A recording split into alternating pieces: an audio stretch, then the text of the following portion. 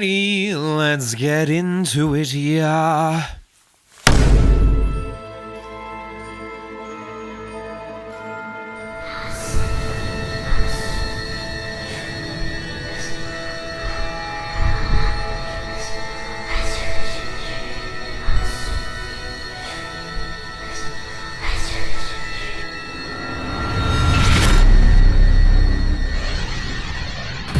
Wait, this is something new.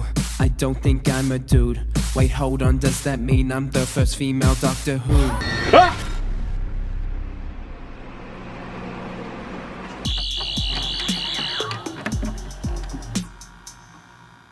Okay, so you may have read the title of this video and be like, well, duh. The episodes kind of take place after each other. Of course they're connected. And you'd be right. But anyway, hello Whovians, Crispy Bro here, and welcome back to the channel. Thank you so much for sticking around. Today we're trying something new. Welcome to a new kind of series on the channel. It's going to be called According to Reddit. This is where I just find some of the best Reddit posts that I find on Doctor Who and read them out, and we react to them together. So this is just another form of Crispy reading something from the internet, because that's all I do on this channel. I react to stuff. It's fun. So as I was perusing the other day, someone had a really interesting theory that a few people interacted with. So I was like, oh, this might be good. And then I read it, I was like, okay, I like this. I like this a lot. So the theory is, what if the 60th and Centennial are more connected than we thought? And this is from Mr. Nintendo 13. So let's f***ing go. But before we do, hey, why not consider subscribing if you haven't already? We're really trying to reach 30,000 subscribers, and like the video, because that helps the algorithm. Pretty please. I appreciate it. Thank you so much. You're the best. So anyway, let's read it, shall we? There's a very popular theory going that 13 will regenerate into past Doctors, notably 10. But why? Why now? What could have caused this? Well, Chibnall may have given us the answer. The Fog Watch. I'm pretty sure it's a fob watch, but that's fine. What if, at the end of the Centennial, 13 opens up the fob watch and causes all her past lives to sort of overload and fold in on themselves in a way, causing her to regenerate and for some of them to resurface before settling on 10 and leading into the 60th? I love this theory so much. It's ridiculous. It's very interesting. So let's remind ourselves what this bad boy is, hey? So the Fob Watch is pretty well known to people of Doctor Who. It was used in Human Nature, Family of Blood, and Utopia. When used with the Chameleon arc, it basically turns a Time Lord into a different species. And it suggested that removing the Time Lord essence is extremely painful and that every cell is kind of rewritten in their body. So it can't be a fun experience. It can't be great. So I made a video way back when David Tennant was announced to be coming back, that David Tennant was not in fact the 14th Doctor and he was just 10 again. That the Doctor, you know, kind of, as said in the theory, kind of degenerates back. Oh, I hit my microphone. Kind of degenerates back into the 10th Doctor's body. In that video, I was like, yeah, something goes wrong with the regeneration, but I never questioned why. Why would that happen? But the Fob Watch being the thing that, like, the catalyst, the reason that the whole regeneration goes wrong is genius. It's staring us right in the face. The Centenary has to use the Fob Watch. They have been dangling that thing like a carrot, a literal carrot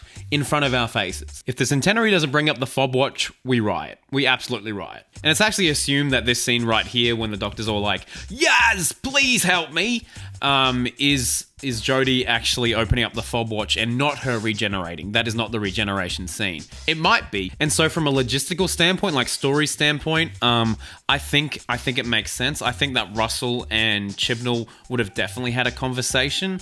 You know, when Russell went into the role, I'm pretty sure he would have talked to Chibbers and been like, so how does it end so I can start my era? Like, where do you leave off?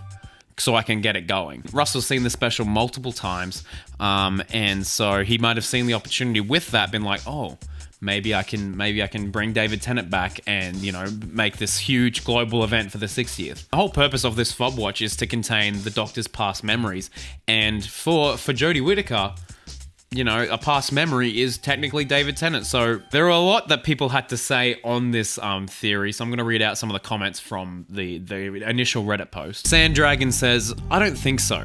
For starters, it's worth noting that the Centenary was wrapped ages ago, like mid-2021 probably, long before RTD even started thinking about his run.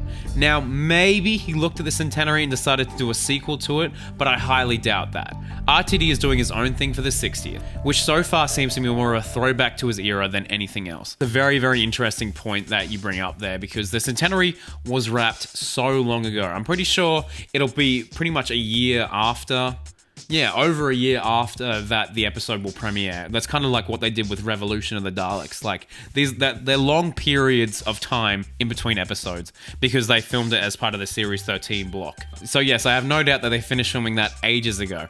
However, I think that they definitely would have filmed the regeneration scene when Russell T Davis's team started, because I think they had no idea who the next Doctor was going to be when they wrapped filming on the Centenary. I have a very strong hunch about that. So I have no doubt for the regeneration scene that they filmed Jodie's stuff in 2021 and then they left it off and then they picked it up in 2022. I don't even know if Jodie would have been in the same room as Ncuti and or David Tennant when they filmed their regeneration. And I wouldn't necessarily say that the 60th is like a sequel to the Centenary special. Like, I'm pretty sure you could watch the 60th without having watched the Centenary special at all. But I think it just kind of answers the question as to why David Tennant is back. And I like it. I like it a lot. Doc Huvian says, it is possible. RTD has seen the Centenary and he knows what happens, so it is possible what happens may influence him continuing on from that. Exactly. That's what I'm saying. That's what I'm saying. Just for Browser said, if I'm remembering correctly, Chibnall has said that he's not aware of RTD's plans during the writing and the production of the Centenary. Yeah, because I have a strong hunch that Russell was not even like considered for the next showrunner when they were writing and in the production of the Centenary. That's just a hunch. That's just a hunch they had. Maybe they've been sitting on the whole Russell T Davis thing for so long, but I have a hunch that, you know, it might have been early days. But since then, I have no doubts that talks have taken place. So I really like this theory. I like the idea of this being activated and it not going well. It's from the Doctor's past life that they can't remember, and because it's just so overwhelming, something goes wrong with the body, and then bam, you get the guy from Broadchurch. But I do genuinely think that once this is open, you know, the Doctor will have the whole realization that, you know, it doesn't matter your past life, it just matters who you are now. Very much that's been a theme in the Chibnall era, more of like acceptance, I guess. Think that the regeneration is going to happen on top of a cliff. That's been highly rumored, and I think that the fob watch is going to get thrown off that cliff. That's my theory. That's my running theory. I'm calling it now.